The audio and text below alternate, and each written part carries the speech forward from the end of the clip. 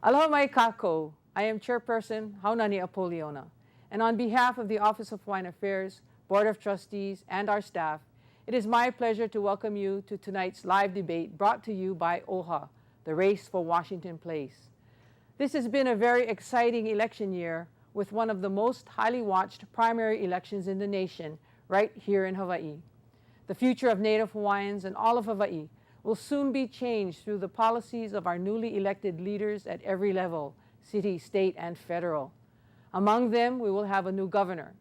Tonight's debate features gubernatorial candidates Democrat Neil Abercrombie and Republican James Duke Aiona.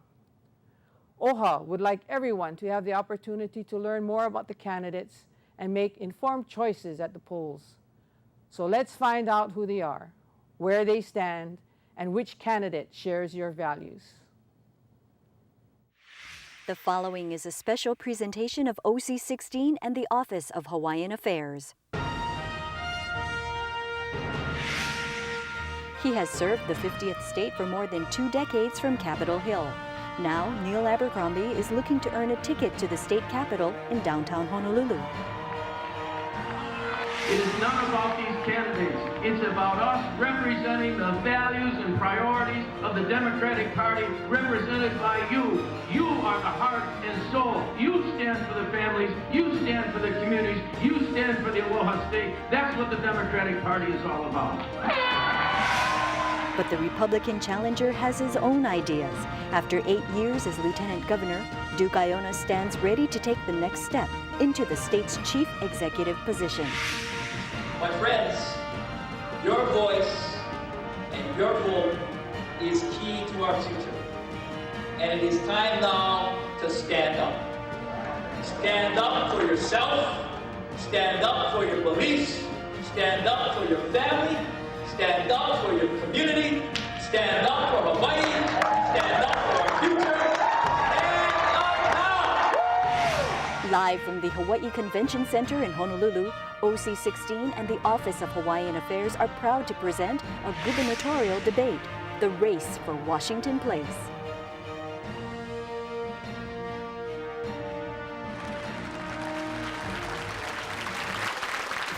And good evening.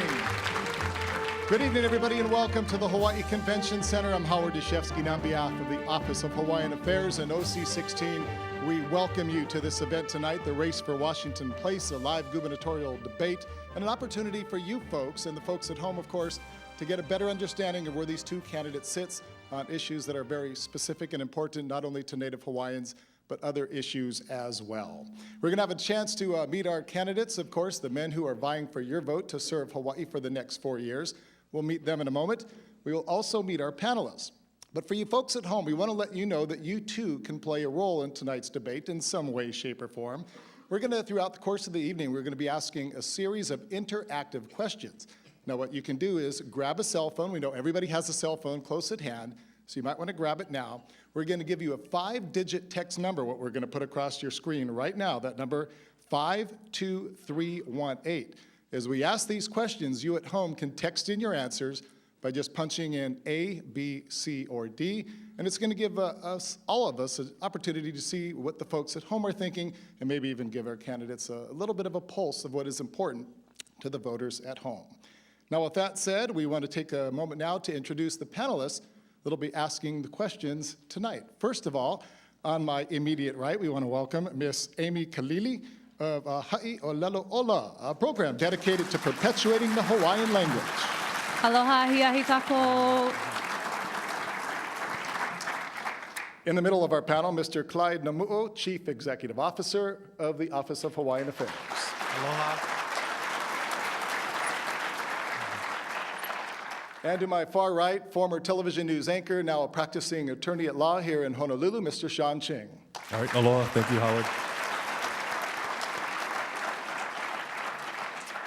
Now, ladies and gentlemen, to meet the two men who are hoping to earn your vote and get that ticket to Capitol, the state capitol, not to Capitol Hill, but to the Capitol on November the 2nd. Our first candidate, of course, has been on Capitol Hill. He's a former city councilman, a former state representative, a former state senator, and of course, 22 years as a state representative in Congress. Please welcome the Democratic nominee for the office of governor, Mr. Neil Abercrombie.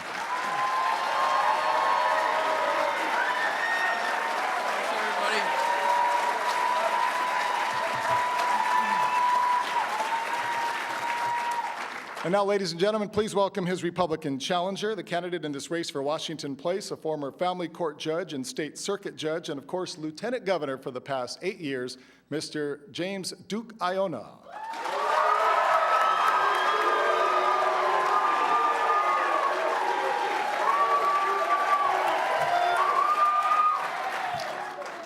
All right, we want to take a brief moment now to bring you up to date on the actual format of the debate as it will go tonight. We have a series of questions, and we're going to have 3 separate segments in the show.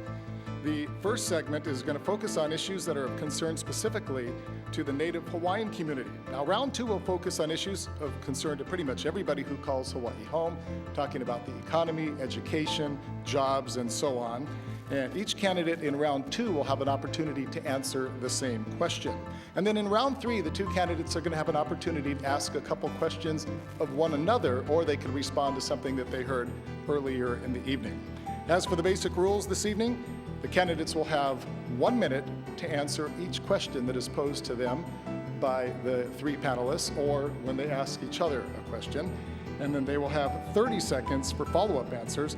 And again, there will be no rebuttal in the first phase of the questioning because the questions are specifically tailored to each of the candidates in terms of how they have voted or things that they have done to support different cases or issues over the past 4 or 8 years or longer.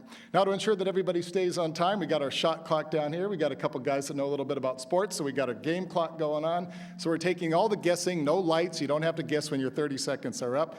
We have, right now, you can see on the clock, 2 minutes, 30 seconds. That's how long each candidate will be getting for your opening segment. 1 minute for all the basic answers once we get into the question and answer, and then 30 seconds for any follow-up questions that may come from our panelists. And with that, it is time to go. As determined earlier this evening, or earlier this morning, I should say, the first question will go to Neil Abercrombie. As a result, when we wrap things up at the end of this broadcast, the first question will go to Mr. Iona. So we are ready to go. We thank you for coming. Gentlemen, thank you very much. Panelists, thank you. And Amy Kalili, you have the first question, and it goes to Mr. Abercrombie. I thought we had an opening statement. Oh, my bad. See, it's live television. Opening remarks, as I just said. It's working. Thank you very much. And the first opening remark goes to Mr. Abercrombie. Thank you. Thank you very much, Howard. Thanks to the Office of Hawaiian Affairs, and thanks for everybody being here tonight. And I thank my fellow candidate, Duke Iona, for having this for us. We thank both of us, I'm sure, thank all of you for this opportunity to be with you tonight, particularly because this gives us an opportunity to zero in, if you will, on questions not just about the Office of Hawaiian Affairs or those elements in our society that directly affect Hawaiians, but how resolving coming to a resolution of issues affecting Hawaiians actually affects everyone in the state. My belief is that as Hawaiians rise, all Hawaii rises. This, I think, is something that has been recognized all the way back to the Admissions Act, all the way back to the time when we became a state of the Union. It became very, very clear that Native Hawaiians, in terms of the foundation that has been set for the rest of us who came here over time, some as recently possibly as today, coming to seek opportunity and justice and a new life for themselves here in Hawaii, all on the basis of the diversity that defines us rather than divides us.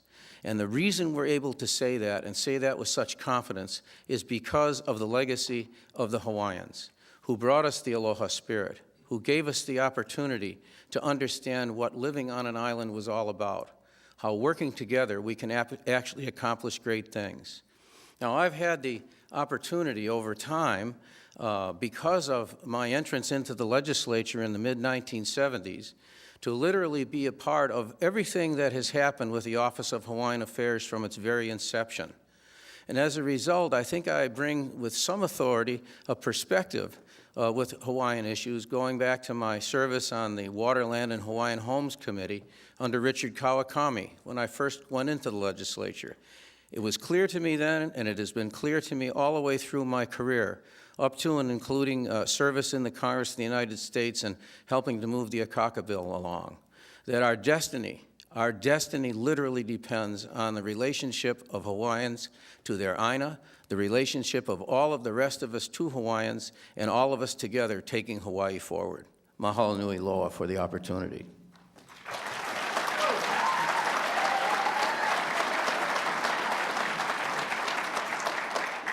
And now, Mr. Iona. Well, first of all, I'd like to thank the trustees, the Office of Hawaiian Affairs. All of you are here tonight, and those of you who are at home, and of course our panelists.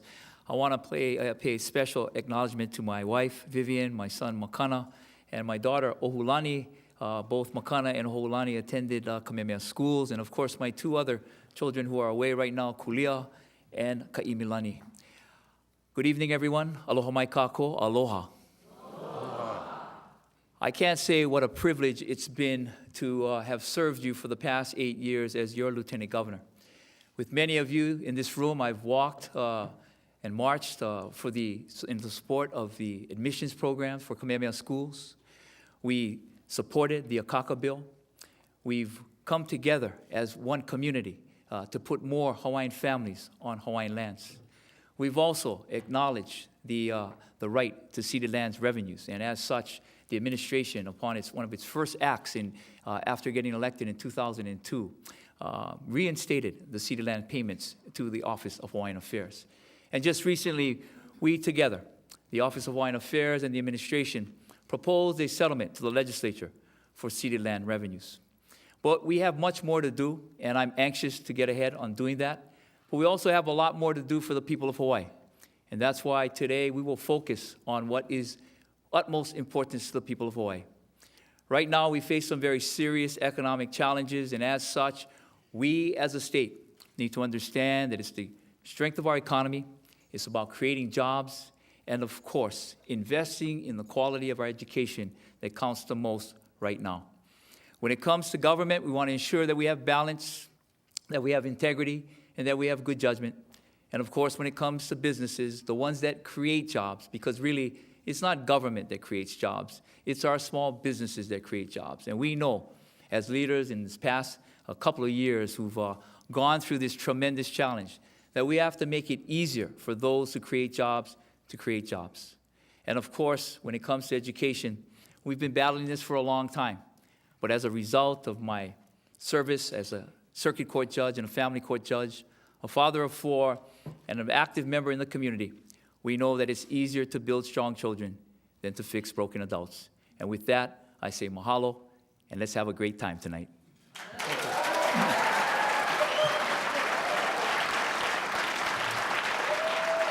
And gentlemen, thank you very much, and both of you perfectly on time. And I was so ahead of myself that I wanted to go right to the panelist question, and I skipped over not only the remarks, but what's one of the things that we're really excited about, and that's getting the folks at home an opportunity to chime in and share your thoughts that you will hear at the end of the first segment. So right now we want to go to our first interactive question, and again, on your cell phone, you can text in your answer to the number 52318. And our question is, what is the most important issue, according to you, the voter, facing Hawaii today?